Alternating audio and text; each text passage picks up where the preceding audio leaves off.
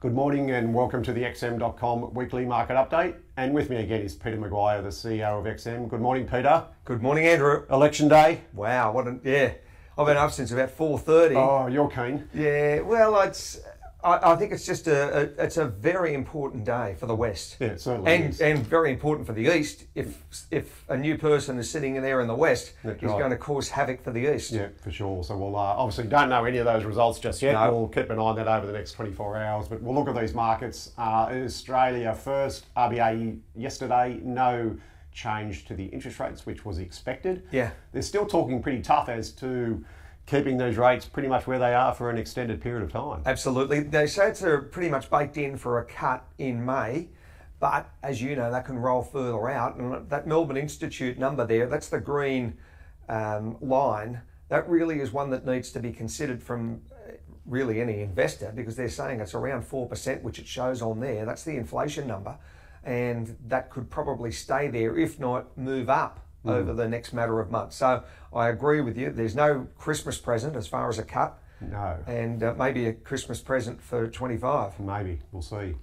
Now, over in the UK, obviously a bit of a different story there. Inflation has come down substantially. Yes. The BOE meet later this week. I think it's tomorrow. Yeah, so you're expecting a rate cut, and their rates are still at 5%, so plenty of room for movement there. Absolutely, Andrew. Yeah, the story, I think their number comes out before the Fed, so I'm expecting there to be a cut. We'll just see how it rolls, and then naturally what impact it has to the pound. Yeah, so it's sort of steady there at the moment, but and a lot depends on the US as well, which we'll touch on shortly. So Yes. That has such a big bearing on those currencies. Look in the US, the dollar index and the 10 years, they're sort of talking about tracking one another. So Lay them over each other, it gives you a good indication. Yeah, so the 10 years still around that 4.2, 4.3 mark. Yep. The Fed decision later this week, and they're basically saying there's going to be another 25-point basis cut.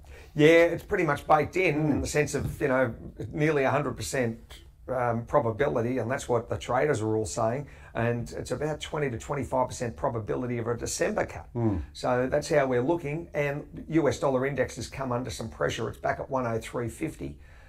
What impact that has naturally to dollar versus all the currencies and precious metals, you name it, everything else that hinges off it in equities.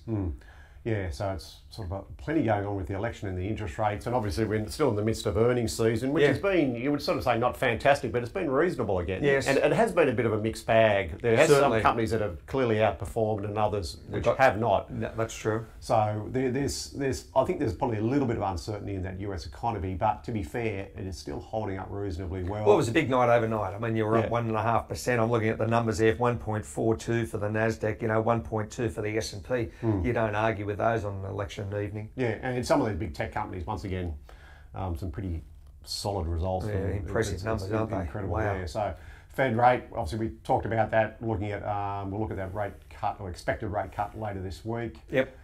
Just to wrap up, oil's bounced back again, but what's that? That's a 2-year chart. So if you're an oil trader, that's a good looking chart. Yeah, it is. It was very much so, and a lot of big price volatility there. Everyone was expecting it to hit 60, but there's the storm that could turn, and we'll know today whether it turns into a hurricane in the Gulf. Rafael, you've got the ongoing saga as far as geopolitical concerns, Iran and Israel. And just to put a capstone around it, when you think about the numbers that the US is producing, it's doing about 22% of the global production.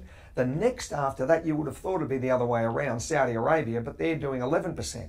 So that's the size and the might of the US, and keep an eye naturally on the LNG production. The US will be number one in the world, and that will also change, I think, from a logistics side and everything. So it's a place to be as the commodity sector I'd say for the rest of the decade, at least. And I think the man in the street underestimates how much oil the US has. Like you just assume it's sort of in the Middle East and all that sort of thing, which obviously there's plenty of oil there, but the US is pretty much self-sufficient when it comes to oil. Yeah, 64% of its production is coming from shale, and President Trump wants to boost that significantly from there. So, I mean, what can they produce? Are they going to go to 30 million barrels a day? I know. Well, it's good for if you've got a car. Yes, maybe not an electric one, but if No.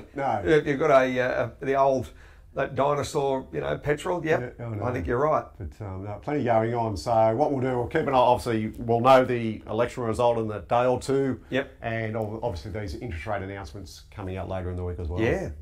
Well, I'm excited. Strap yourself in. We move into a Christmas mode. Yes, exactly. For sure. All right, Pete, thanks again. Thank you, Andrew. And that's the XM.com weekly market update.